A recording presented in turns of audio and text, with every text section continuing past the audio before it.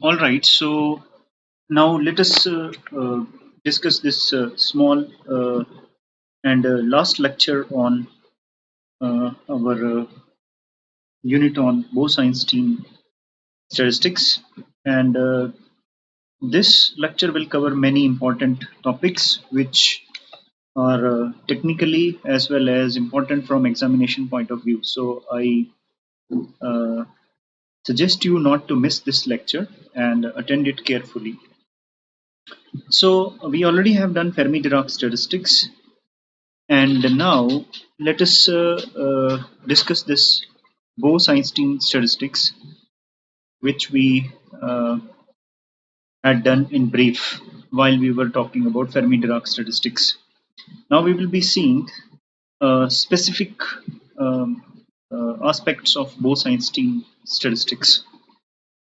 So in our previous unit, we have obtained an expression for energy in general for both. I mean, the expression for energy is actually valid for both Fermi-Dirac as well as Bose-Einstein statistics in terms of this sign plus minus sign. So where this plus sign actually refers to the Fermi-Dirac statistics and minus sign refers for the Bose-Einstein statistics. Now this expression is already developed, already has been discussed earlier, so I won't be doing in detail. So this is the expression which we shall be needing for further discussion of Bose-Einstein statistics and bosonic systems. And also we have obtained an expression for specific heat in general to be like this, where this kappa or K is equal to +1 for Fermi-Dirac systems and I think -1 for Bose-Einstein systems. Now, let us start straightforward to the topic of this strongly degenerate boson gas. Strongly degenerate means we are talking for the situation of a very low temperature. Um, and yes, for bosons, this K is -1, yeah, which we already have discussed earlier. Now, we also had obtained an expression for number of particles, which looks like this for our bosonic systems, and where E is the single particle energy and A is the fugacity or degeneracy parameter. This already has been done. So again, I'm not going into details of this, but this was the expression for number of particles. It was an integral of this kind. Now, the density of state around a given energy state, say E, is given by this number. This also we have done in detail. This is your phase space volume, and this is divided by volume of each state. And this number was coming out to be like this, which we already have discussed in the previous unit. So I'm not again going into details. Now note here that by replacing the summation by integration, we are actually giving zero weightage to the lowest energy state here. So there is something, so actually when we had to find out the total number of particles, we had to sum over all the states. But if the states are sort of continuous or quasi-continuous, we can replace that with the integral. But there is something serious here. For fermions, it works well. This integral works really well. But for bosons, this doesn't go that great. And the reason is that the energy E equal to zero state is very, very important in case of bosonic systems. Why so? Because so many there is no restriction on how many number of bosons can go to any energy state.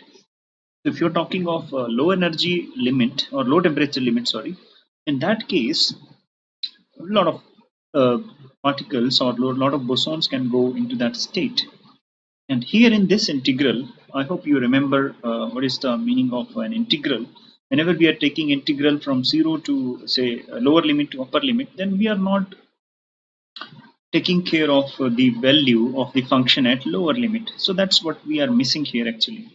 means we are giving zero weightage to the lowest energy state. E equal to 0 state is not as such included here.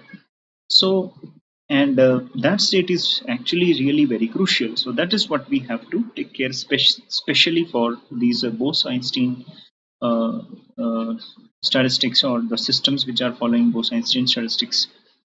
So this expression, which is this one, now this is number of particles again, and this has been followed from this. And what we have done is, we have done some substitution here, actually the change of variables. Oh, that's not mentioned here. Okay, fine. Anyway, we have actually changed here from this E by KBT. This is the usual business which we have done many times in our earlier lectures, so I am not going into details of that. But yes, so we have actually incorporated a dimensionless variable which is E by KBT. E is the energy, KBT is also energy, so X, which is E by KBT, is a dimensionless parameter. So when you do that substitution or change of variable from E to X, then this integral becomes something like this. Again, I leave it to you. Now let us talk of completely degenerate boson gas. You know what is the meaning of completely degenerate boson gas? Means boson gas at absolute 0 Kelvin. That's something very important, as we did the same way for fermions. So for completely degenerate boson gas, the value greater than unity are not admissible, because these will correspond to negative number of bosons in the lowest energy states. I hope you remember that in our previous lectures that we had discussed that this value of fugacity cannot be greater than unity. Why so? Because in that case, that was leading to the number of particles being negative, total number of particles being negative. Please go to our earlier lectures so that you got the detailed description of it. So let's not waste time for that right now. So in that case, what we can say is, okay, for this situation of completely degenerate boson gas, we can take A to be maximum equal to 1. Fine. And in that case, uh, we can just take A to be 1, and mu in that case has to be 0. Again, that you can see in the previous lectures, we have somewhere talked about this also, that chemical potential has to be 0. We will be seeing it in the coming slides as well. So fine, in that case, this integral becomes, this integral, actually this integral part becomes equal to this one, and this is a standard integral. Again, I'm not going into uh, details what this is, but this integral is product of two functions. One is gamma 3 by 2. You can go in any book on mathematical physics, and I think in some of the earlier lectures as well, we have came across such kind of integrals. So this is product of gamma 3 by 2, and this is Riemann zeta function. So this is zeta 3 by 2. This integral turns out to be equal to this. Now here gamma 3 by 2 is standard value which has value of under root pi by 2, and zeta 3 by 2 is equal to 2.612. Again, we don't need to go into details how these values come. You would have done it in some course on mathematical physics, but you can directly take these values from there. Fine. So this is 2.612. Fine. Now if we substitute these values here, this is the value of this integral actually, then we can find out that n is indeed equal to 1.306. So how this comes? This is a product of these two. I think you should work out these numbers, and these numbers should come. So okay, they have taken root pi as such, no problem. So 2.612 divided by 2, actually this is 1.306. This part under root pi into this, so this is okay, fine, into c into v, this is as such, and kbt raised to the power 3 by 2. That's as such. This is the expression for number of particles. But this result is really a little weird. And why so? Because here we can see that this number of particles actually, or we can say the particle density n over v is a function of temperature. So this thing is somewhat illogical as well. Why so? Because suppose you take a system of particles, and then you have some fixed number of particles which are confined to certain volume. So what does this result say is, okay, if you increase or change temperature, then number of particles per unit volume would change. Means you are, it is as if you are generating or just deleting the particles from the system, which is illogical, right? So number of particles per unit volume is function of temperature is something not so great. So this is, I mean, there is something obviously missing in the argument. And what is the missing thing? The missing thing is that we actually are not taking care of that energy state which is at zero. I mean, we are not taking care of this lowest energy level, which is somehow special for these bosonic systems. Now, as expected, the trouble, this is what I already told you. Fine, this was completely neglected. So this error can be fixed by treating this state separately in this expression of integral for n particles. And how that is done is this way. So basically, we can write down the total number of particles is not just this integral, but it is actually the number of particles in the ground state plus this one refers to the number of particles in the energy states above ground state, means excited state, the number of particles in the excited state. So that is where this number of particles in the ground states must be taken care separately. And in that case, what will this Ng be? This Ngb and Ng will be equal to 1 over 1 by A minus 1 this. Why so? Because they refers to E is equal to 0. This is E equal to 0 state. So if you put E equal to 0 here, so this will become 1, isn't it? And then this is not to be there actually. The number of particles will be 1 over 1, this thing 1 by A. This part is not going to be there as such. So that is why this is just like Fermi, you have to take Bose Einstein distribution function, right? So this will be 1 over 1 by A e raised to the power this. So when you put E is equal to 0, this number comes out to be equal to this. This is the same thing. So this gives you the number of particles or number of bosons in the ground state. Fine. So now, yes, this is what we have already done. So that we can say, okay, then this number is nothing but the number of particles in the excited state. That's why we have written it n excited. Fine. For a given value of volume and temperature, the total number of particles in all the excited states, that is E greater than 0, taken together is bounded. Since A is less than or equal to 1, this we already have discussed. Why this has to be less than or equal to 1? Because if you take A to be greater than 1, then that would lead to the total number of particles being negative, which is unphysical. Fine.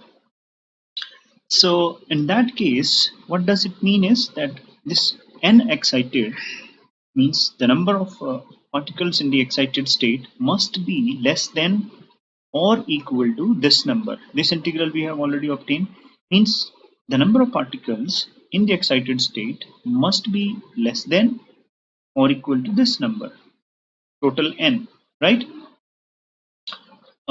They can't be greater than the total number of particles. Fine. So this is something like this. This means this is related to this A being less than or equal to 1. So basically, if A is less than or equal to 1, then n excited must be less than or equal to this expression, which we already have obtained. Now this result has a very crucial impact on these bosonic systems. Now we know the expression for C is given by this. Let us try to look this number in more detail. Now put these expressions in their expanded form. So where if we take G to be equal to 1, we have already talked about G in earlier lectures as well. So let's not go into more details about this. So in that case, we can say, okay, n excited should be less than or equal to 2.612. How this number came? We just substituted these values, then multiply all these expressions, and then finally we should be obtaining this thing when substituted here. This would lead you to this expression. I'll leave it to you because it's fairly simple, just simplification of this expression. So this will give you number of excited particles, or number of particles in the excited states. Therefore, so long as the actual number of particles is less than this limit, the value, this limiting value, this is a limiting value now. This NEX is some sort of limiting value, means this gives you the maximum number of particles that can be in the excited state. This is another way of looking at this expression. Means if you have particles more than this, what will happen to them, right? So that is something interesting. Means in excited states, number of particles cannot be more than this, right? They have to be less than or equal to this. So this is the limiting value. So if so, everything is well as long as number of particles in the system uh, is less than n excited, then things are quite simple, and they can be worked out based upon this expression itself. But okay, so all those particles can actually be distributed in those excited states, and that's it. But what happens as soon as these number of particles exceed this limiting value, then what happens, the number of particles in the excited state, which is given by this expression, which is once again it has been written here, fine, that's okay. This number, these uh, these particle and those excess particles which are beyond this, those particles which are more than this number, they will be actually pushed into the ground state. Now your ground state, as we have seen that there is no restriction on number of particles which can go to the ground state, right? In case of fermionic system, there is a limit which is posed by the Pauli's exclusion principle, but here there is no limit. So when the number of particles exceed beyond this limit, all those particles, if you keep on increasing the particles in the system, they will actually be, all of them be going to the ground state, and that state is something really special, and that is what is related to the phenomena of Bose-Einstein condensation. We are coming to this. So these uh, possess practically, and that is, yeah, so there is no limit, so any number of particles can go to the ground state. So that if you have to write down the expression for number of particles in the ground state, then this is given by Ng is equal to n minus this number. So these are number of particles which can be there in the excited state at a particular temperature. If you have number of particles which are larger than this number, then the remaining particles will go to the ground state. So if you keep on increasing n, you will be finding that you are pumping in more and more particle to the ground state, and that state is known as Bose-Einstein, or this situation is called Bose-Einstein condensation, because a large number of particles can be condensed to the ground state. This phenomena is very, very important. So let us talk a little more about Bose-Einstein condensation, which is one of the very crucial phenomena that is seen in many systems. So we will be discussing a few one of them. So the condition for onset of Bose-Einstein condensation. What is the condition for onset of Bose-Einstein condensation? When will the Bose-Einstein condensation begin to happen? When the number of particle becomes greater than n excited. This is a limit actually. This is not just number of particles actually which are in excited state, but this is the upper limit on the number of particles which can be accommodated by the excited states. Well, so here this number, whenever this is greater than this, and this is equal to this, so we are saying, okay, corresponding to this, there is a temperature which we call Tc, the critical temperature or condensation temperature, you can say that, okay, for a particular temperature, because this Nex is the function of T, right? So what is the limit? that okay, whenever n is greater than n excited, which is this, then we will say that our system will start going to the Bose-Einstein condensation state. This Tc is known as Bose-Einstein condensation temperature. So this is, you can say, okay, what will be the expression for Bose-Einstein condensation temperature or critical temperature in case of superconductivity, which is also a state of Bose-Einstein condensation, where electrons actually undergoes to the phase change from fermionic system to a bosonic system. The Tc is known as superconducting critical temperature. So this is, these two are, I mean, similar. So this is called Bose-Einstein condensation temperature. So uh, all the bosonic systems are characterized by temperature which we can call the characteristic condensation temperature. As we have Fermi temperature for fermionic system, here we have temperature called critical temperature or Bose this condensation temperature.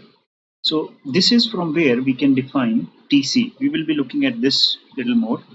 So now, if n and v are kept constant, suppose number of particles and the volume in which the particles are confined are fixed, but the temperature is made to vary. Suppose you took a system of a gas, for example, or say system of electrons, for example, they have been confined to a specific volume, number of electrons is fixed, or number of particles in the gas is fixed, and we are varying the temperature. Then what happens? Then what will happen that for T, now we are varying T. If you are varying T, so let us not see this as Tc. So n excited is just this number into T. It has to be less than or equal to this. So if you keep on decreasing T, Nex will decrease, right? Because Nex is directly proportional to T. So Nex will decrease. Nex will decrease. What does it mean? Means the number of particles which can be accommodated in excited states will keep on decreasing with decrease in temperature. So what will happen if you cool down your system? You will find out that there will come a situation that the total number of particles become actually more than the number of particles which can be present in the excited states, and that is where those excess particles will start entering to the lowest or the ground state, and that temperature where this number, this n, just becomes equal to n excited, that is called the critical temperature. So that's the way to define this. And for T less than Tc, we can say the Bose-Einstein condensation starts to happen. So from here we can find out the expression for Tc. So we just take, okay, we just keep a Tc. So say suppose n is the number of particles in the system. So for a critical temperature or Bose-Einstein condensation to begin, n should be equal to n excited, which should be this number. So from here we can solve this equation for Tc, and then Tc actually comes out to be equal to this expression. You can find it out yourself, rearrange. So for T less than Tc, the Bose-Einstein condensate do exist for that system. So basically this is called Bose-Einstein condensation temperature. And now let us try to see this Tc in somewhat more detail. So basically this Tc is directly proportional to the particle density n over v, right? This is proportional to particle density of the system, 2/3 the power of n over v, and means more is the particle density, higher will be the critical temperature. What other parameter governs the Tc? The mass of the particle. So higher is the mass of the particle, lower will be the Tc, and lower is the mass of the particle, higher will be the Tc. So if you try to see, say, Bose-Einstein condensation in the gases, so heavier are the particles like say argon, krypton, methane. All those gases have mass of each molecule of the gas which is large. So smallest mass is possible for helium, right? So that should have highest possible Tc among the different gases, and that is why helium is known to exhibit Bose-Einstein condensation beyond certain temperature. We will be discussing case of helium, but I mean main thing which I want to highlight here is that mass plays an important role. So lower is the mass, higher will be the critical temperature, so that you can observe Bose-Einstein condensation at higher temperature for those systems. And higher doesn't mean something above room temperature or so.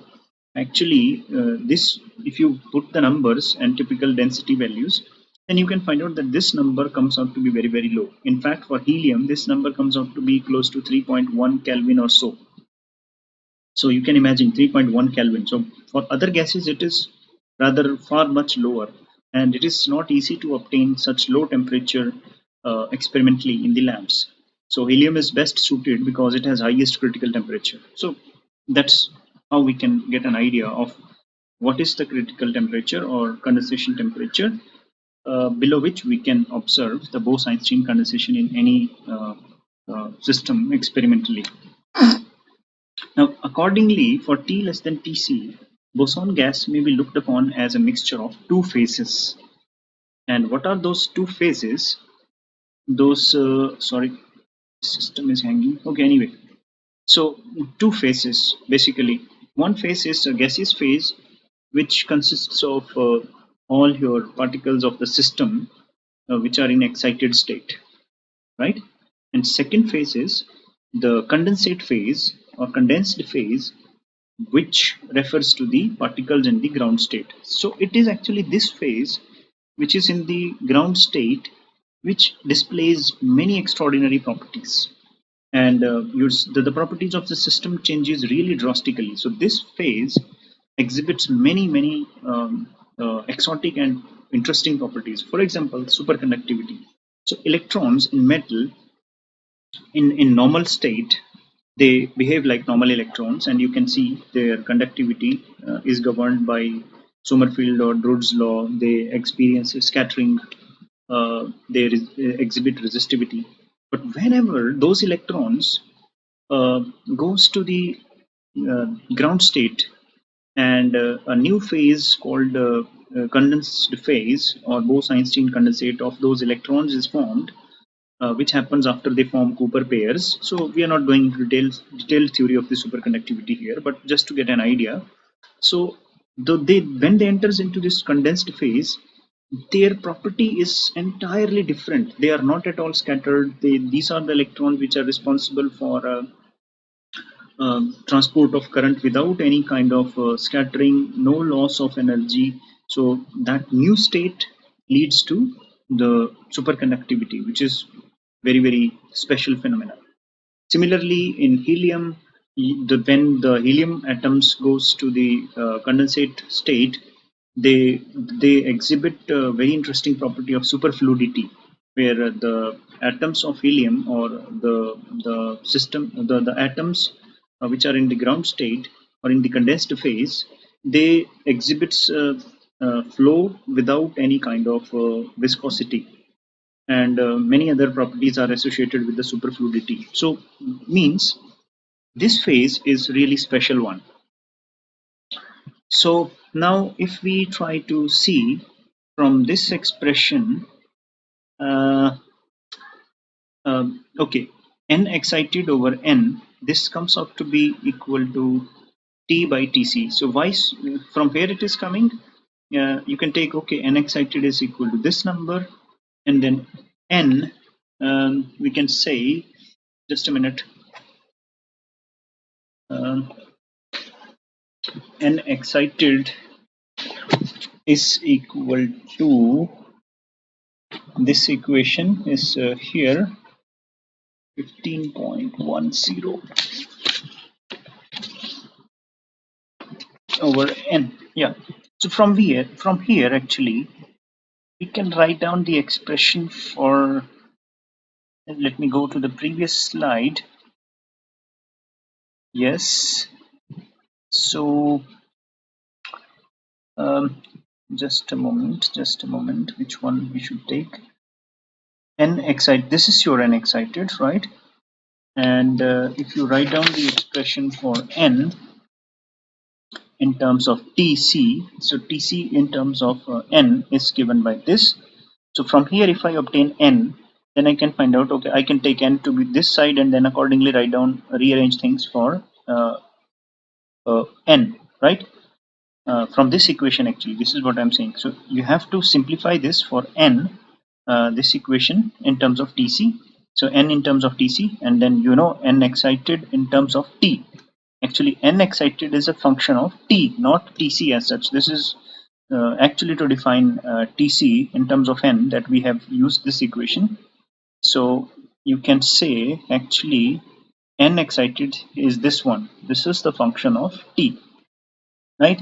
So we take n from this equation, and n excited from the previous equation, and then divide this. Okay, sorry. Yeah, divide n excited with n. So n excited is a function of t proportional to t raised to 3 by 2. N is proportional to tc raised to 3 by 2. From here you can see n is proportional. Let us say n is proportional to tc raised to 3 by 2. So if you take their ratio, everything else will cancel, but only t over tc raised to 3 by 2 will be left. So from here we can write down the expression for n excited is equal to n into t over tc raised to the power 3 by 2. So this result is also important, and it shows that the number of atoms in the excited state increases as t raised to the power 3 by 2. Means, what is the variation?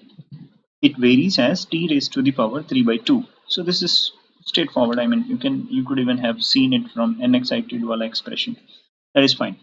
So this shows this is already done. Okay, fine. Moreover, at t is equal to tc, all the particles are in the excited state. So basically what happens, as you lower the temperature below Tc, the more and more particles starts going to the ground state. If you keep on decreasing T, the number of particles which can be accommodated in the excited state keeps on decreasing, means more and more particle keeps on entering to the condensate phase or condensed phase, ground state. And at T, on the other way, if you keep on increasing the temperature, most of the particles start going to the excited states, because the occupancy or the number of electrons which excited states can accommodate increases with t raised to the power 3 by 2. Hence, most of the particles from ground state will actually be entering to the excited state. So at t is equal to tc, all the particles are there in the excited states, and there is nothing in the ground state. Means the Bose-Einstein condensation or condensed phase disappear. The number of particles in the ground state, Ng, if you want to write down, then we can write down from this expression n minus n excited, which is just a simplification, taking n common 1 over this, and putting the value. This expression we already have here. So if we substitute, we can write it down like this. Now if we try to see the plot of n versus n excited, or Ng versus n excited, so you can try to see this physical interpretation of these two statements in a graphical form. So here you can see that, okay, this is your Ng, number of particles in the ground state. So at 0 Kelvin, all the particles are in ground state, because at 0 Kelvin, n excited is 0, because it is t raised to 3 by 2. As t goes to 0, n excited goes to 0. All the particles are in ground state. So Bose-Einstein condensation or Bose-Einstein condensate has all the particles in the ground state. So this is the strongest, you can say, the strongest condensate phase. All the particles are there in this. And as you see other way, for n excited at 0 Kelvin, there is no particle which is excited, all are in the ground state. As you increase the temperature, this keeps on increasing. And this limit here refers to Tc, means at Tc, all the particles are in excited state. So you can accordingly interpret this graph.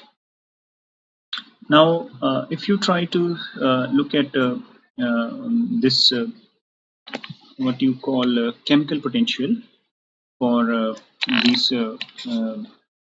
bosonic and fermionic systems, then you can find out that this chemical potential for as a function of temperature for a bosonic fermionic system goes like this. We have done this thing in detail in our previous lectures.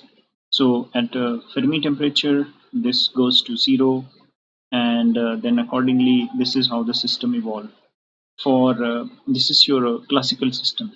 This is your classical system, how it goes.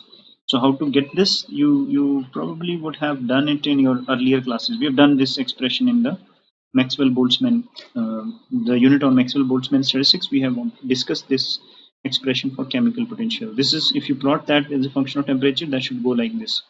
This we have already done in the Fermi-Dirac system. So here, if you see the same for bosonic system, you would see, okay, chemical potential is 0 beyond certain value, and then this goes like this. So this is how the three systems, or the chemical potential of the three systems, compare with each other. And this graph is really important. Now, why does there is another very important question which we can ask, that why does bosonic systems actually form condensate? Because there is no interaction as such among the bosons. We are considering them to be ideal bosonic system. Still, they are forming a condensate. If you go by your common sense, for the gases, condensation happens because of the molecular interaction, right? The gas molecules start to attract each other at low temperature, and that is how the condensate forms. So why does it happen in the bosonic systems? This actually happens because of their intrinsic tendency, or the quantum mechanical character, that the bosons actually prefer to stick together to the ground state. So it is their intrinsic quantum mechanical nature, because of which we can say that this condensation is happening. They don't hate each other like fermions do. So two fermions can't sit together in a single state, and that is why they can't form a condensate. But bosons can sit together without any kind of restriction over each other, and that is the main responsible factor for formation of the condensate. Alternatively, we can say that, okay, an effective interaction comes into action through the symmetry requirement for n-body wave function. Yeah, that is also, I mean, mathematical, or another way of looking at it. You see that this is a Pauli's exclusion principle actually. That in n-body wave function, if two electrons have exactly same wave function, then the n particle wave function will vanish. Means two electrons cannot have same set of quantum number or same wave function, or they can't occupy exactly same orbital. But the problem is not there with the bosons, so that is why they can go to the same ground state. Again, these are just two different ways of looking at the same thing in general. So what we can say, oh yes, so actually in general it is very difficult, we shouldn't say impossible actually, but it is very very difficult to observe the Bose-Einstein condensation, because every gas, with the exception to helium, actually crystallizes at the temperature much above the Tc. So one thing is, okay, the critical temperature comes out to be very low, and that is also okay. Even if we can realize that low temperature in lab, the problem is that those gases actually goes to the solid form, solid state. They freeze to the solid form, and they no longer remain in the gaseous state, uh, at least up to this Tc, the critical temperature. So that is why we can't observe Bose-Einstein condensation for all the gases. Helium is special in that sense that, okay, its freezing temperature, I mean the temperature at which it goes to the solid state is below its critical temperature, or this condensation temperature. So that is why it can exhibit Bose-Einstein condensation, but not all the gases. So that's another very practically constraining thing. Now let us try to see the thermodynamic functions of ideal Bose-Einstein condensate, Bose-Einstein gas. So the properties of an ideal boson system above and below Tc are vastly different, and that is what we want to see now. Means uh, we have to discuss, whenever we are discussing the bosonic systems, we have to discuss this in two scenarios. One is in high temperature range, and another, I mean high means above Tc, and second is below Tc. Again, let us begin with that expression for energy, which we already have done. A is the fugacity or degeneracy parameter, which we again already have done. So let us solve this integral by all that change in variable. This we already have done earlier many times. So E will come out to be equal to this. Now notice one thing. This is, I mean, for fermions this was +1. For bosons it is -1. So that is where you would say, okay, this was the expression we used for fermions as well. It's not exactly the same. So here this thing makes it different and valid for bosons. So if we substitute these, so this integral will turn out to be this. Now let us discuss the same situation for t less than tc. A is equal to 1. Fine. So fugacity is 1 for t less than tc. Therefore, Eg comes out to be equal to this. We can just substitute A to be equal to 1. And then if you solve this integral, which again I'm leaving to you, we have done it earlier in one or the other context. So this is equal to this thing. This integral comes out to be product of gamma 5 by 2 and zeta 5 by 2. Now, if we substitute the value of C, then and of course the value of gamma 5 by 2, which is 3 by 2 root pi by 2, then we can obtain the expression for energy by substituting these values to be this. So this energy will come out to be, so this one product of these two, so we can just obtain zeta we have kept as such. So this is the energy for the bosonic system below Tc, means below condensation temperature. The energy of our bosonic system will be given by this. So this is something really important. We now intend to express the internal energy of the particles in the ground state. Uh, and okay, now let us try to use this expression for Tc, which we have already defined earlier. If we use this expression, then from here we can actually simplify uh, the, this. We just have to. Um, we are just trying to simplify this thing. Okay, if we take v, just take 3 by 2 power 3 by 2. Let us take this thing to the left hand side, this whole thing to the left hand side, take tc to the right hand side, and then rearrange things. Then from this equation we can obtain this thing. So, and okay, just a minute. Fine. This actually, this 2.612 is nothing but this zeta 3 by 2. 2.612 is zeta function. So you can go to the previous expression. So there we have used this thing as 2 point this. So this equation actually yields this one. Why we are interested in this? Because we want to substitute things here in terms of Tc. So if you see now this expression, this is just V into 2 pi m kb uh, over h square raised to the power 3 by 2. What is this part is nothing but n over zeta 3 by 2 1 by Tc raised to the power 3 by 2. Fine. So if we do this, we can find out therefore that Eg is equal to 3 by 2, 3 by 2, and this one substituted n kb by kb. So you can try to see this kb is sitting here. Okay, n into kb, t raised to the power 5 by 2, this one, and divided by tc raised to the power 3 by 2. So this will come here, tc raised to 3 by 2, and this zeta 5 by 2 sitting here divided by this zeta 3 by 2. Fine. So that is how we can write down the expression for energy in the ground state of Bose-Einstein condensation or Bose-Einstein condensate. Why ground state? Because we are talking of the situation below Tc. Well, so this is the expression. So if we simplify these, I mean this number, say 3 by 2, 1.5, and then substitute the value of zeta 5 by 2 over zeta 3 by 2, then these numbers will, zeta 5 by 2 by zeta 3 by 2 comes out to be equal to this 3 by 2 kBT remains as such. So this gives us the energy for the ground state. Or you can even simplify this further, 3 by 2 multiplied by 1.5, this would come out to be this one. Should it come out to be equal to 0.77? 3 by 2 is 1.5, yeah, multiplied by 0.5, yeah, it should be 0.77. Fine.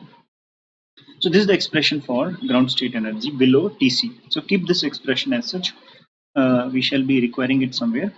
So now second situation is for T greater than Tc, A has to be less than 1. Fugacity is less than 1.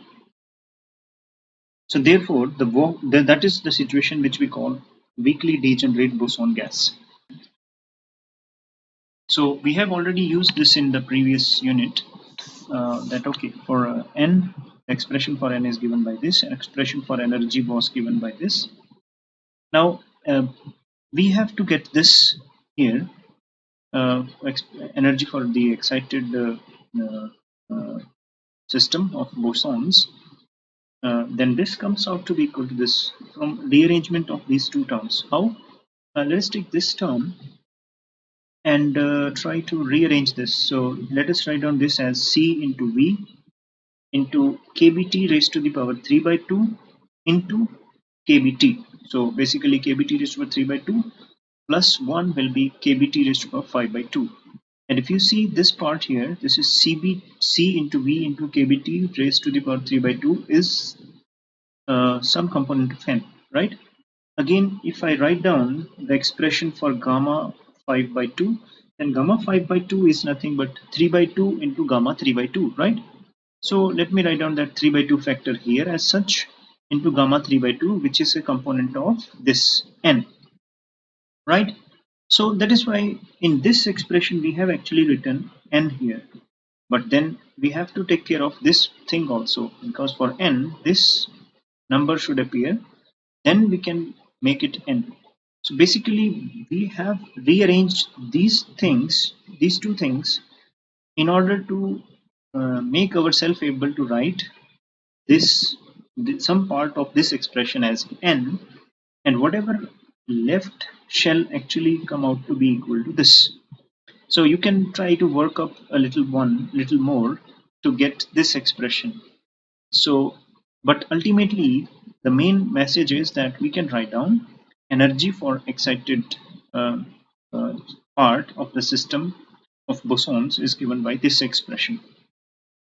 Now if we use this expression for energy of the excited system, and this is the expression for T greater than Tc, okay, so this will be equal to 3 by 2 n kBt. This is as such, and then we are actually simplifying this. Let us multiply these two. I think that's what he has done. Yes, so 1 minus a by 2. So this, let us multiply with this one first. So we'll be getting 1. Then there will be minus a by 2. I mean a into 2 raised to the power 5 by a divided by 2 raised to the power 5 by 2 with the minus factor minus. Okay, that's all. There is a trouble with minus sign here, right? So minus, when you multiply these two terms, fine. So basically these there will be higher order terms as well. Some terms sitting with this 3 3 raised to the power 3 by 2, 3 raised to the power 5 by 2. So there will be minus a square divided by 3 raised to the power 5 by 2. So first thing is, okay, how we will be getting this thing, right? So to get this thing, okay, let us talk what all we have as a multiplier of a. So one term will come out from this a, so this will be minus a raised to the power 2 by 3, right? From here it will be plus a divided by 2 raised to the power 5 by 2. So when we multiply those two terms, when we simplify those two terms, taking a common, so what we shall be left inside the bracket? That will be 1 divided by 2 raised to the power 5 by 2 minus 1 divided by 2 raised to the power 3 by 2, correct? Now if I take LCM, which is 2 raised to the power 5 by 2, then what we will be finding here is that you will be ultimately left with this term. So you can try to work up it on a paper, then you will find out this term, and this will be next term corresponding to a square. So that is how we can write down the expression for energy of excited uh, part of the system in terms of this for T greater than Tc. Now on substituting the value of A, For this expression, the value of A you can follow from the previous unit where we had obtained expression for A as a function of temperature, then following the same for boson, that is taking kappa to be equal to -1, we can obtain A comes out to be equal to this number. But you can use directly it as such also, no problem. So if we substitute this value, then we can get the energy for the excited particles or excited portion of the bosonic system, means at T greater than Tc, means we are just only, this will be the energy because there is no particle or no boson in the ground state. In that case, E excited comes out to be equal to this. So basically this number comes when we substitute this here. So the first term gives 1 over this 2 raised to power 5 by 2 gives you this number. This zeta 3 by 2 is actually 2.612, and this is just nothing but Tc by T raised to the power 3 by 2. So that's this. The higher order terms we have neglected. So this gives you the expression for energy of the boson. So this simplified further. This gives you the energy for the ideal Bose gas for a temperature greater than the condensation temperature. This is the expression for the energy.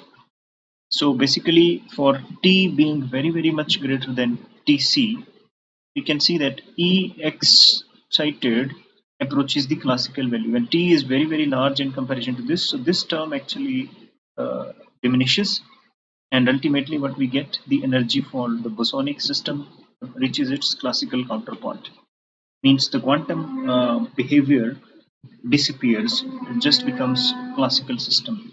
So this part is coming from the quantum nature of our system. Now, if we want to obtain expression for thermodynamic properties of such system, then we can write down expression for pressure. Say for the pressure of a bosonic system, we have already seen the pressure for fermionic systems. Now we want to obtain expression for pressure of a bosonic system. So this comes from this. So P as a function of T, this simple expression, which is a standard one. So we have to just put the value of Eg. If you want to see the situation for T below Tc, and if you want to obtain pressure above Tc, then we have to use Ex. So for T less than Tc means the pressure for Bose-Einstein condensate. This is given by this expression, just substituting the energy value, this one, and then simplifying things. He has used, I think, the previous expression, which is on previous slide. So okay, that's one and same thing. So that's how you can find out the pressure. So one thing which is worth noting here is that the pressure of the condensate is proportional to T raised to the power 5 by 2. So that is how the pressure of a Bose-Einstein condensate varies with the temperature. So this is something important, and other very crucial and very noticeworthy feature is that the pressure is independent of the volume or the number density. There is no term here talking of number density or the volume. So this is something really interesting for the bosonic systems. It only depends on the temperature. This situation is actually analogous to coexistence of liquid vapor state, where in addition to the number of particles at constant temperature, this does not depend on the pressure. I mean, sorry, yeah. I mean, at a particular temperature, the increase in number of particles does not affect the pressure. Why so? Because the phase is in actually there is a coexistence of liquid vapor state for the system. So same thing here. Actually, in our bosonic system, we can say the ground state can be seen to be like a liquid state or condensate state for the bosons, and they are in equilibrium with our excited state particles, which are in excited state or in sort of a gaseous state. So that kind of analogy can be used to understand why this doesn't depend upon number of particles or the volume. Now, when you see, okay, sorry, there is a problem with this. Oh, fine. Yeah. So when we write down the pressure for transition uh, point, the pressure at transition point is, we just have to replace T with the Tc, and then replacing T with Tc, this comes out to be equal to this. And then we know what is the expression for Tc, or how does that simplify.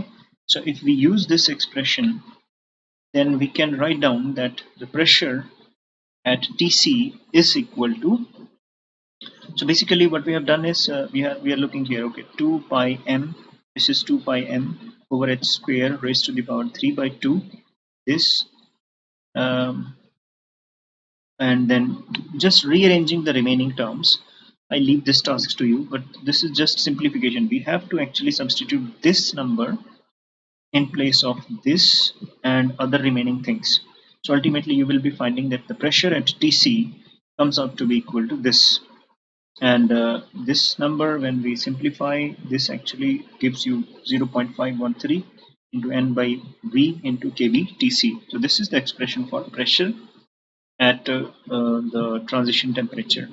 So an ideal Bose gas at transition temperature exerts pressure which is nearly half the value of classical. So this is nothing but the pressure for a classical gas. So the pressure because of a boson gas and at Tc is almost like half the pressure of corresponding classical counterpart. This is also something interesting. So all these weird features, pressure becomes half and other things, those all comes because of the quantum mechanical nature of the system. So it is something intrinsic, something mysterious part of nature. So that's why these numbers comes this way. Now we can write down the pressure at different temperatures in terms of PTC. If you want to write down PT in terms of PTC, so there's also just a mathematical rearrangement. So basically P at T is equal to P into TC, T over TC raised to 5 by 2. So you go back to the previous slide, then from there get this PT, this expression actually, and then there try to incorporate this thing, this number, then you can find out that things work out like this. So I leave it to you, just simple algebraic rearrangement of the things. But yes, we can find out that pressure for bosonic gas as a function of temperature comes out to be equal to this. So from here, this is the situation for T less than Tc. So we have here used the expression for T less than Tc. That is, from here you can see that pressure is proportional to temperature. Fine. Now next thing is the same thing, pressure for T greater than Tc. So you can put Pt, again same expression actually, and then you have to use this energy and work out all the things the same way. Then Pt will come out to be equal to this number. Fine, we just have substituted the number, the expressions here, and that is how you can find out the pressure. Now if we see graphically how does these pressures vary, so we can see that, okay, if I try to plot PV over N kBTC, so basically what we're taking is, let us take this number this way, divide this here, so we can see that classical uh, graph should go like this, because in classical case this further expansion is no more there.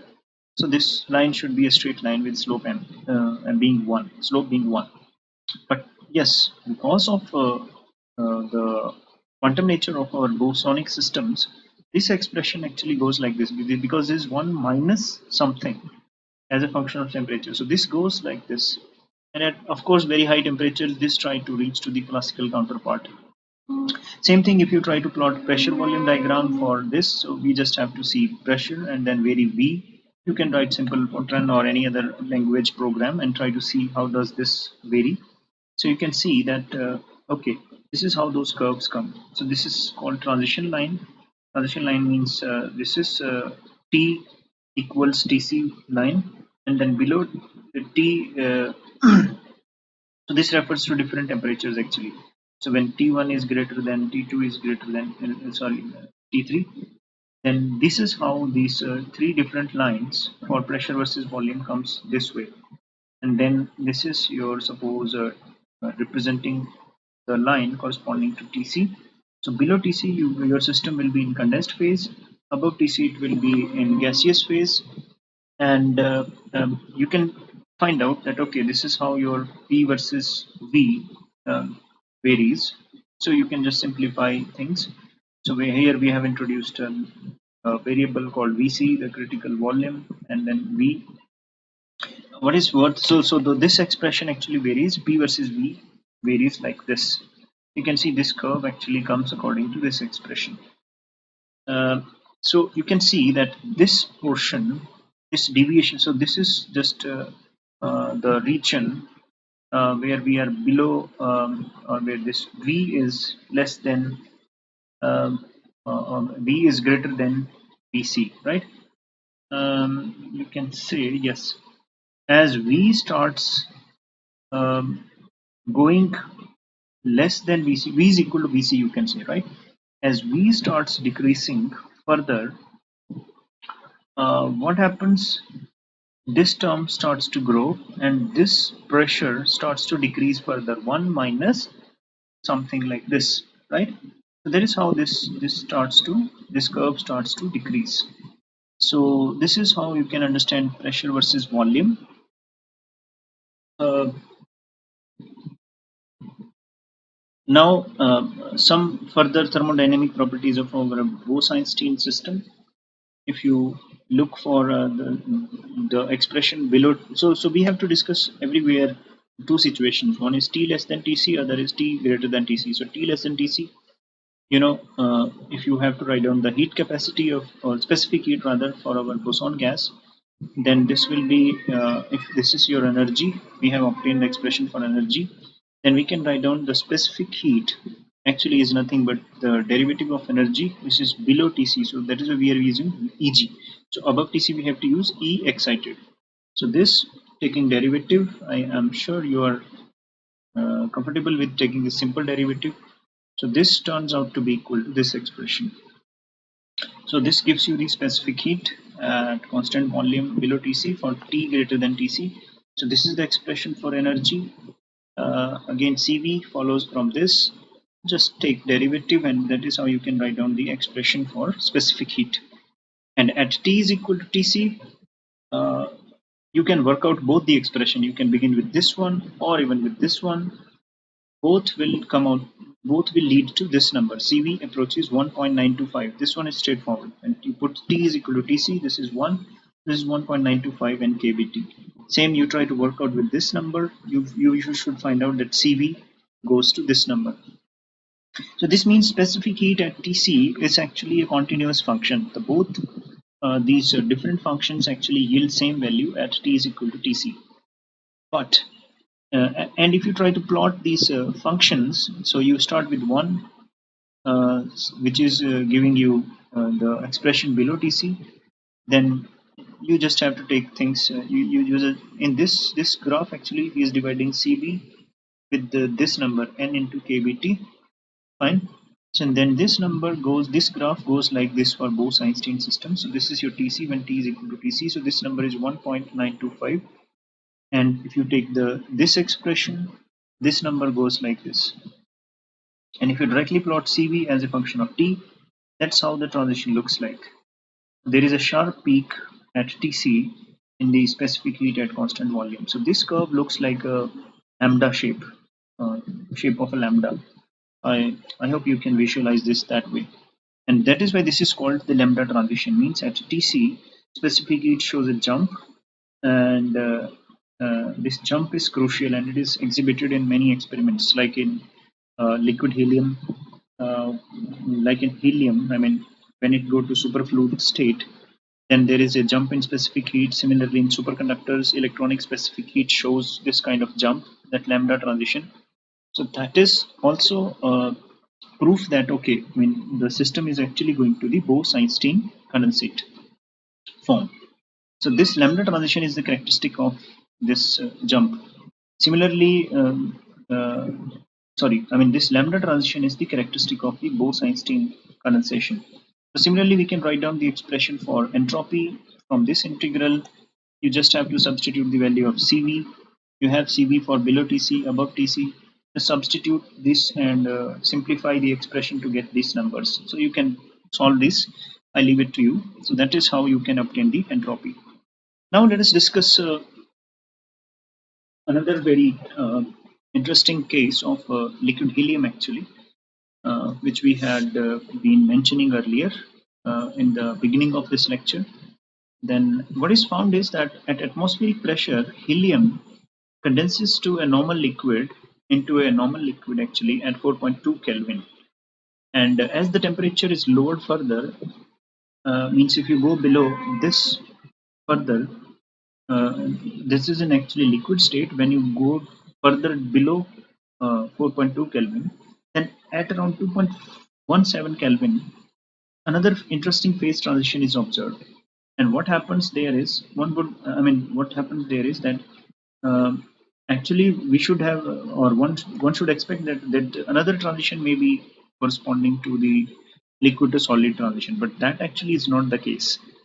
Instead, at 2.17 Kelvin, liquid helium changes to the another liquid form, which is having properties which are entirely different, and those properties are really amazing. And I already mentioned superfluidity, fountain effect. I'm not going into detail. Second sound. So I will be talking about second sound in the coming slide. Next slide. Superconductivity. It's not super conductivity in that sense. It is that thermal conductivity of that gas becomes infinite. So that is how we can say this is superconductivity. It's not related to resistivity going to zero. Anyhow, so these are the interesting, what you say, the properties of helium when it goes from one liquid state to other liquid state below 2.17 Kelvin. So this was actually explained, or the two forms of helium are known as, now, so basically the phase above 2.17 is known as helium 1, and phase below 2.17 is known as helium 2. So why the two are different? The helium 2 is actually a superfluid state, or that is actually Bose-Einstein condensate form of the helium, liquid helium. So it consists of two components, normal fluid and superfluid, the same way. So basically superfluid refers to the Bose-Einstein condensate form of liquid helium. So superfluid is characterized by those remarkable properties as I already showed here. Uh, Zero viscosity is another very interesting property. Infinite thermal conductivity is another interesting property associated with the liquid helium. Uh, okay, just a minute. Okay, so basically to understand this, okay, there was one more interesting thing, that the heat capacity was showing a jump, lambda kind of transition in the experiments. So that is another feature which was guiding that, okay, liquid helium actually must be going to the Bose-Einstein condensate form. So this, based upon these ideas, uh, this a model was worked out by what was the name of the scientist? Okay, let's not go to that as such now. It is in the next slide. So if we try to work out for the transition temperature for liquid helium, and if we take the typical density of the order of this, say 2.2 into 10 to 28, this is density of liquid helium. So particle density turns out to be this much. If we take the mass of helium atoms given by this number, you can try to find out numbers from internet. Then the critical temperature from this expression for liquid helium turns out to be close to 3.15 Kelvin. It is not very different from the transition temperature where this lambda transition was observed for liquid helium. So this actually indicated that this indeed is a transition to a Bose-Einstein condensate form. And to understand this behavior of liquid helium, this TISA developed a model to understand this. What he said is that, okay, helium actually is existing in two fluid forms, and that is called two fluid model for liquid helium. And below transition or below lambda point, this is also same as the transition temperature. So below lambda point, liquid helium or the helium 2 behaves as mixture of two fluids, normal fluid and the superfluid. So basically normal fluid, what do we mean? Helium atoms in the excited state as they should be in the normal liquid. And what does superfluid means? The helium atoms in the ground state or the Bose-Einstein condensate form. which exhibits no. So whenever those atoms are in the ground state or condensate form, they exhibits no viscosity, and because of what they display all those remarkable properties. So we can express, according to this model, he expressed the total number density of the total number of particles as made up of the number normal particle and superfluid particles n and ns. And similarly, the density particle density is normal density and superfluid density for T less than T lambda transition temperature. So that is the two fluid model for helium. So this is how he explained that okay, that Bose-Einstein condensate form or part do exhibit those remarkable properties. We don't need to go into much details of this model, but just to get an idea that how this Bose-Einstein condensate or Bose-Einstein condensation can be used to understand all those remarkable properties of certain landmark systems which do display this Bose-Einstein condensation.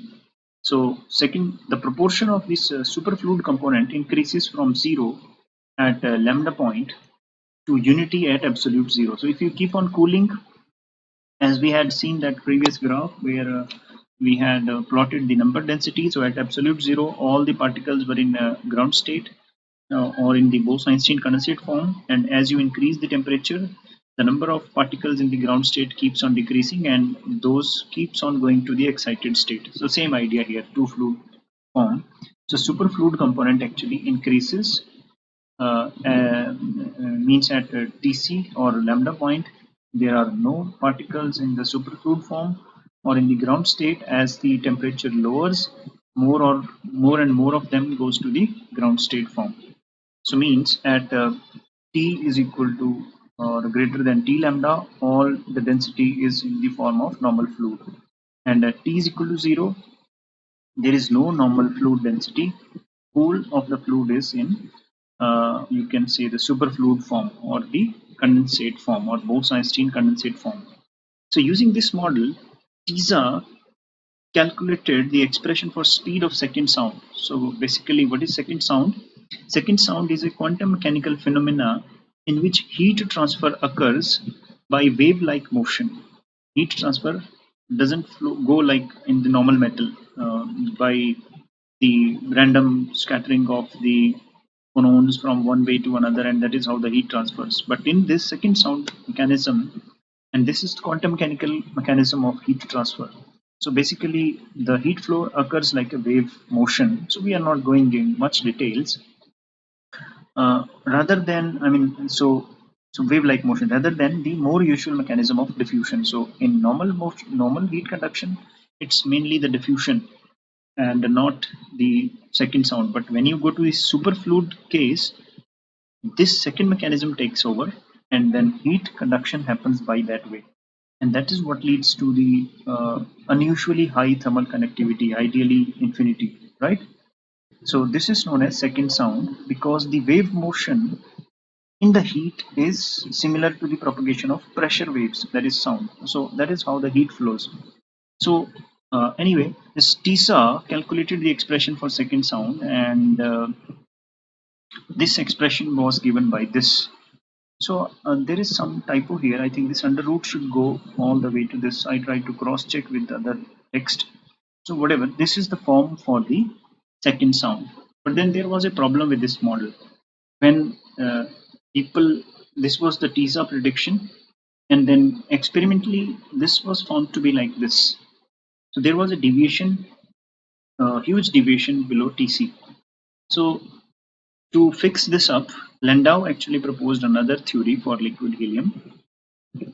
And what he said is that, according to him, uh, the idea was that every substance should exhibit solid-like behavior, isn't it? Means you go to the liquid state, and when you cool it further, the liquids do freeze to the solid form. So he said that liquid helium actually goes to the solid form below temperature which is well below transition temperature, not just near the transition temperature, but this deviation actually was coming because of helium going to a solid state below further lower temperature. So it exists in the superfluid form only in a small temperature regime, below which it goes to the solid state.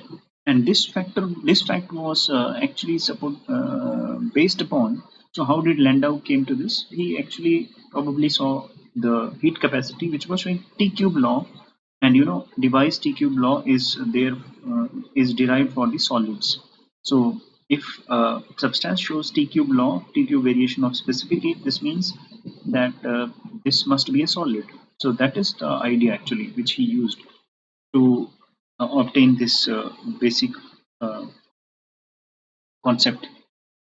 So what Landau said is that, okay, at absolute zero or close to absolute zero, liquid helium is devoid of all the motion, but elementary excitations begin to appear through discontinuously, though discontinuously as the temperature rises. So what does he mean actually was that in the temperature range between say 0 to say up to something like zero point 0.5 Kelvin, helium is mainly having excitations in term of phonon, means it is a solid form, and the energy is taken by the phonons, and that is what contributes to the specific heat. In the next case, in between say zero point 0.5 and 2 Kelvin, that is the lambda T lambda is 2.15 Kelvin. So in this regime, it is not just phonons which are responsible for specific heat, but it is a combination of phonons and rotons. So there was a coexistence of phonons and rotons in between this temperature range, and this is what was responsible for this deviation. So, in the TISA's model, there was no assumption of phonon part. So that is why it was deviating probably. So what Landau assumed is that phonons and rotons both actually determine the behavior of liquid helium in this temperature range between zero point 0.5 and 1 Kelvin. And uh, above 1 Kelvin, it is mainly the rotons, and um, below zero point 0.5 Kelvin, it is mainly the phonons. So it is a combo of the two in this temperature range between zero point 0.5 and 1 Kelvin, which has to be considered to explain the experimental facts. So that is how, and the main idea of this, what you call Landau theory, was based upon the experimental observation. So he took experimental data and tried to obtain a conceptual basis for this. And the name Roton he gave from the what you say perception that there must be some rotational mechanism of obtaining heat uh, in the liquid helium. So that is probably the reason for giving the name protons. So uh, basically, based upon all these empirical observations, means observations based upon experimental facts, Landau proposed that the dispersion relation for energy of liquid helium should look like this. Uh, so P is the momentum here. So EP should be U1, this one second sound velocity, into P, for P being very less than P naught. P naught is related to the transition pressure. Oh, it is the lowest. This is related to the energy level of the rotons. Fine. And in when P is comparable to P naught, then EP is equal to delta plus this. This you can just remember it as such because there is a huge theory in getting this from experimental facts. So let us try to understand the basic philosophy or idea. Means based upon experimental facts. What did Landau say is okay for P being very less than P naught, when it is momentum is very less, the energy variation is like this, and when this is very high or comparable to P naught, the energy variation changes. So there comes a factor of delta, there is a P. So what are these terms? So here U1 is the velocity of the first sound, means velocity of sound in the liquid, and P naught is the lowest roton level, means energy level actually. This is energy level of the rotons, and delta is the energy gap between lowest phonon level and the lowest roton level. So what is the energy difference between lowest roton and phonon level? Phonons of course have lower energy than rotons, because rotons are the ones which are seen at higher temperature. Now sigma is effective mass of the roton. So all those parameters he worked out, these are just the parameters to accommodate various characteristics to fit to the experiments. Basically, these numbers were actually obtained from fitting of experimental data. And then if you try to plot these dispersions as per Landau model, then this dispersion E as a function of P should look like this. You just have to write down a program to plot this as a function of P, and you should see, okay, close to P naught. Um, this is P actually. This is P naught somewhere here. If you put P is equal to P naught, then you can find out how the things work out. But main thing here is this mechanism, this part is representing the phonon contribution, mainly the phonon dominant status. So in case of phonon, the energy is proportional to momentum. And in case of roton, this goes like this. So it was this two model contribution, phonon roton contribution, which was there responsible for the deviation of heat capacity of helium from the experimental value. That was Landau's way of looking at it. Anyhow, let's not go into much uh, uh, diverse explanation to this, and let us quickly have a look at partition function of photon gas, because photons are also bosons. So now let us have a quick look. This is also an important topic from technical point of view as well as from examination point of view. So please go through this carefully. So this partition function for photons, if you want to write down, we know that photons are bosons, and there is no restriction on how many photons can be present in any energy state. So they can actually occupy any number. They can occupy any state from 0 to infinity. I mean, in any state, any number of photons can be present. There is no restriction like that for fermions. Now, let us assume that suppose we have a photonic system, so say photonic system whose energy, single particle energies are h nu 1, h nu 2, h nu 3, and so on. And suppose n1, n2, n3 particles are present in these different states. Then, of course, n1, n2, n3, there is no restriction, so they can all go from 0 to infinity. Now, if you write down the partition function, I hope you remember the definition for partition function. And partition function should be e raised to the power minus beta into e. So beta is 1 over kBt. E total energy. So if there are n1 particles in say h nu 1 state, then this one, and so on. So we have to. This is just total energy summation, and this is beta multiplying to this one. So if you actually simplify this expression, this summation is a little confusing way of writing this. This actually is like this. So summation is actually to go over all these n1, n2, n3. So this is for first state, which can have particles from 0 to infinity. This is second state, which also can have particles from 0 to infinity. So this is product. It is like e raised to the power a plus b is equal to e raised to the power a into e raised to the power b. Same way we have obtained this. Once we have this, then we can see that this one is nothing but can be written in this form, where x you can identify from here. So x is nothing but e raised to the power h nu 1 over kBt, right? So raised to the power n1. So this, when we simplify this, we can say that okay, summation over ni would actually lead you to this expression. And when we substitute for all these terms, so we will find out photonic partition function is equal to this product of all these. If you simplify it further, we can write down this as a product. This is pi. So this is just a shorthand notation for this. Now, if you take natural log on both sides, we basically want to find out the thermodynamic properties of photon gas based upon its partition function.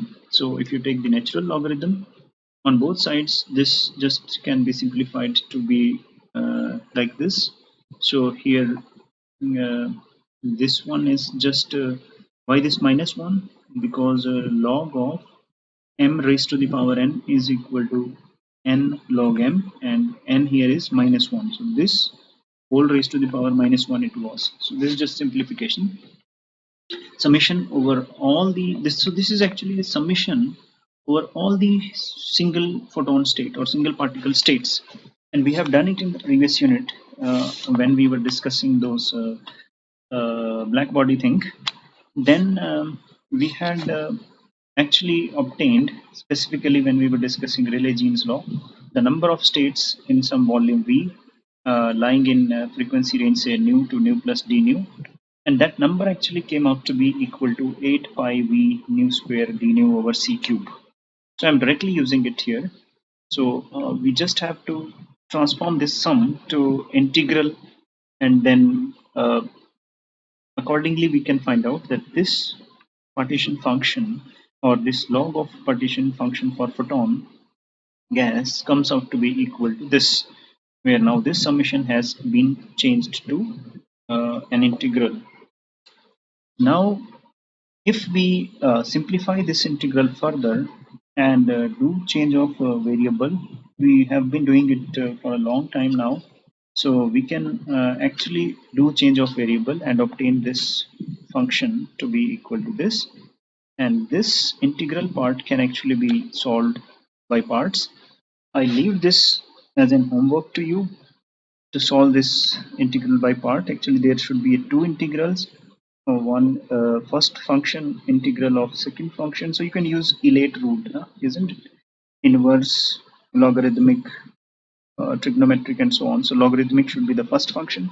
So first function integral of second function minus integral of derivative of first, integral of second, and so on. So one of the term will lead you to 0. So one will vanish actually. So you work it out yourself. But yes, this will give us that this integral actually simplifies to this form.